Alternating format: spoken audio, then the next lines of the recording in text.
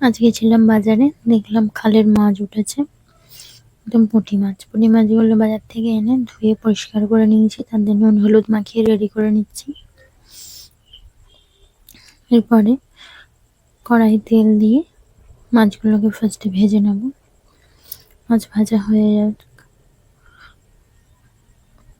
খালের মাছ এত টেস্টি হয়।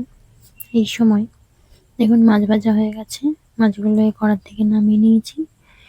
এবার আবার কিছুটা তেল দিয়ে দেবো, তাতে কালো জিরে কাঁচা লঙ্কা ফোড়ন দিয়ে দেবো, 1 চামচ হলুদ দিয়ে জিরে আর সর্ষে বাটাটা দিয়ে ভালোভাবে কষিয়ে নেব। এরপরে দিয়ে দেবো তেঁতুলের পাল্পটা আর 2 চামচ গুড় দিয়ে ভালোভাবে নাড়াচাড়া করে ভেজে রাখা মাছগুলো দিয়ে বেশ কিছুক্ষণ ফুটিয়ে নিলেই রেডি হয়ে যাবে আমাদের মাছের টক।